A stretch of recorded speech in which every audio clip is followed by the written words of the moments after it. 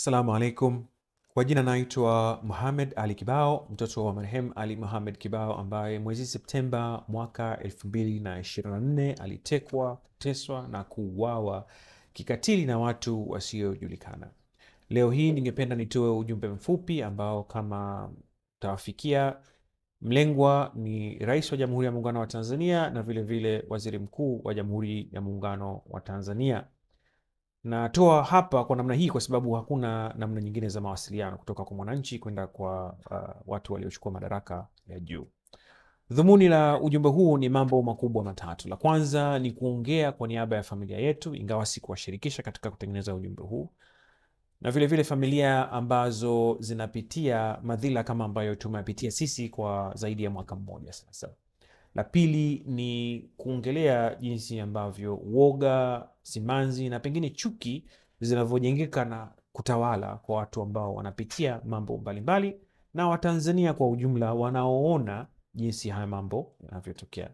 La tatu na la mwisho ni kutoa ushauri. Najua kwamba ushauri huu hautasikilizwa pengine au hakuna atakayefuatilia, lakini kila mmoja wetu kama Mtanzania, kama Watanzania tuna haki na vile vile wajibu wa kutoa ushauri kwa wale waliochukua madaraka ya kutuongoza.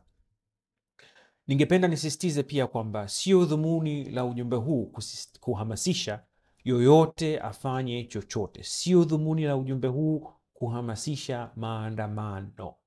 Na sisitiza hilo kwa sababu sitaki akutwe mtu, ndugu yangu au Mtanzania yoyote, na ujumbe huu au anatazama kusambaza ujumbe huu akaambiwa kwamba anasambaza ujumbe wa maandamano. Hapana, hilo sio dhumuni lake. Huu ni ujumbe moja kwa moja, ni message kutoka kwangu binafsi kwenda kama itawafikia kwa rais na vile vile waziri. Nianze na la kwanza. Ni zaidi ya mwaka mmoja sasa tangu mzee Kibao atekwe, kuteswa na kuuawa kikatili. Hatujasikia chochote mpaka sasa kutoka kwenye mamlaka yoyote, pamoja na kufuatilia kwa nguvu sana. Sio tatizo, tumekaa kimya, sio kwa sababu tumeridhika, bali tunaelewa kwamba wakati mwingine haya mambo huwa yanachukua muda mrefu. Na tumeona juzi, tumesisitizwa kwamba na rais na vile vile waziri mkuu, tumesisitizwa kwamba tunaishi katika nchi ya utawala na sheria. Kinachotupa majonzi na pengine wakati mwingine hasira ni kwamba tunaona kana kwamba kuna sheria za aina mbili, zile ambazo zinawalinda tabaka la watawala na nyingine zetu sisi. Nasema hivyo kwa sababu tumeona jinsi nguvu zinavyotumika kukemea na kuzuia na kushughulikia mambo ambayo hayawafurahishi tabaka la watawala. Ukikosoa, tumeona kijana amechana picha ya rais, tumeona kilichomtokea. Tumeona Gwajima ametoka kuuliza, jamani, kwa nini tunatekana na kuuana? Tumeona wote, wala hatuhitaji kuhadithiwa kilichotokea. Tumeona kufungiwa makanisa yake, tumeona kufunguliwa makanisa yake. Tunaona sio kwamba watu ni vipofu na viziwi, tunaona haya yote. Alafu upande mwingine tunaambiwa kwamba kifo ni kifo. Tunaambiwa kwamba hatuongelei waliokufa kwa sababu hatutaki kusherehekea, wakati toka 29 Oktoba mpaka sasa watu pekee waliosherehekea ni walioko serikalini. Tumeona pale bungeni watu wanapiga makofi, wanaapishana, wanapiga picha, tabasamu, furaha kuchukua madaraka. Hakuna Mtanzania ambaye anasherehekea kifo cha Mtanzania mwingine. Na hili linalipelekea kuongelea kipengele cha pili cha ujumbe huu: uoga, chuki na simanzi. Uongozi ambao unakubalika siku zote utapiganiwa na wale wanaoongozwa. Nikupe mfano. Mwaka 2021-22 nadhani, wakati wa vurugu zile za Wamasai, kupigania ardhi na vitu kama hivyo, mimi niliita Tundu Lissu na Maria Sarungi wapumbavu. Nikawambia, acheni pumbavu, nataka kuleta vurugu na taharuki katika nchi na kututenganisha.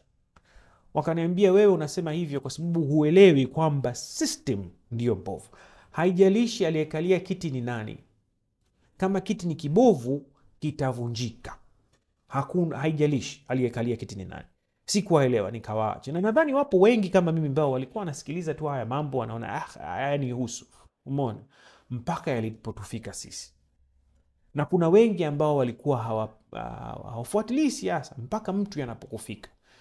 Sasa kufika haimaanishi tu kwamba ndugu yako au mzazi wako ameuawa, ametekwa, sijui amefungwa. Kukufika pia ni kwamba ile kwamba sasa kuna lockdown, huwezi kutoka kwenda kutafuta riski, huko nako ni kufikwa. Sasa yakisha kufika haya, ndipo unapoanza sasa kuangalia kwa ukaribu zaidi, na unagundua kwamba kweli tuna system ambayo inahitaji marekebisho makubwa sana. Lakini kauli za viongozi wetu, matendo ya viongozi wetu wakati mwingine hayaleti matumaini kwamba haya yatashughulikiwa. Badala yake tunaishi kwenye mazingira ambayo mtu, ndugu yenu, mzazi wenu ameuawa, ndugu, jamaa na marafiki wanaogopa hata kukupa pole. Mpaka sasa kila siku napata mimi maonyo kwamba bana, mwambieni kaka yenu, au unapata ujumbe moja kwa moja, bana kuwa makini. Niwe makini, nimefanya nini? Nimefanya kosa gani? Nimekuja hapa nimetukana mtu, nimekuja hapa kuhimiza mtu vurugu, nimekwenda nikafanya vurugu mahali, naonywa. Hii ndio hali tuliyoitengeneza, kwamba watu hata waliofikwa wanashindwa kuomboleza, wanashindwa kupeana pole kwa sababu ya uoga ambao umetanda. Hapa kweli utawala wa sheria ni upi ambao tunasema tunao? Ndio hali ilivyo. Uongozi uliokubalika utapiganiwa na watu wenyewe, wala hauna haja ya kuhamasisha watu wakakupigania. Watu watakupigania. Ukiona kikundi kidogo cha watu kinaweza kuleta taharuki kama mnavyosema, kinaweza kuleta vurugu katika nchi, ujue kuna tatizo kubwa zaidi. Lazima turudi nyuma, tuangalie, tutathmini, si ndio? Sasa niongelee kipengele cha tatu na cha mwisho, ambacho ni kutoa ushauri. Ushauri kama nilivyosema, sidhani kama tunaongea tu, lakini unajua hakuna atakayesikiliza. Yani inakatisha tamaa sana kwa kweli, lakini nitaongea. Ushauri wangu kuja kwa uongozi na waliochukua madaraka sasa ni yafuatayo. Kwanza, lazima tu acknowledge kilichotokea, na tumeanza na hapo na tume, lakini zaidi ya hayo, kauli tunazozitumia kuhusu haya mambo zinaongea mengi zaidi kuliko hata wakati mwingine hata matendo yale tunayoyafanya. Kauli tunazozitumia, tusiminimize. Wanasema kuminimize, si ndio? Kusema kwamba limeshatokea, sasa tufanyeje, basi tuendelee tu. Huwezi kusema hivyo. Huwezi kuja wewe ukanipiga kofi, ukanipiga ngumi, alafu ukaniambia bana, bahati mbaya imeshatokea, sasa tuendelee tu tusahau, bila ya kuniambia kwa nini ulinipiga ngumi, bila ya kufafanua. Ulitoka huko ulikotoka ukaja ukanipiga kofi, alafu unaniambia eti basi acha tu tuendelee.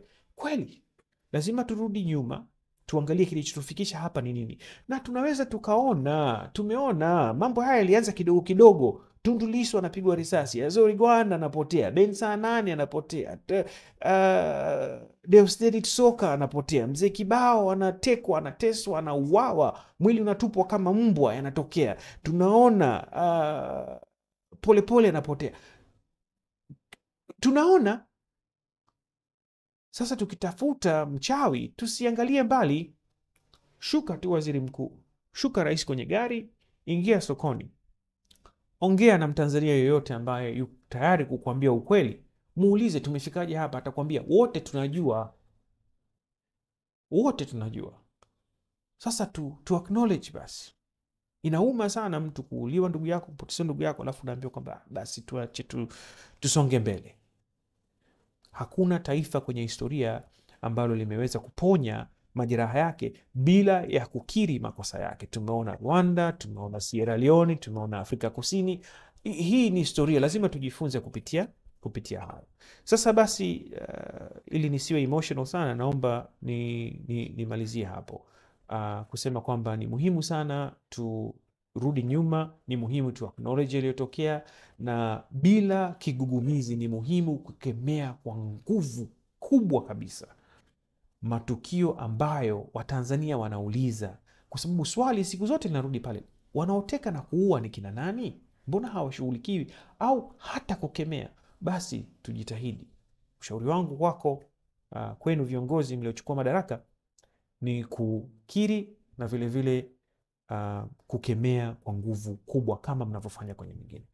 Ni hayo tu kwa leo. Assalamu alaikum.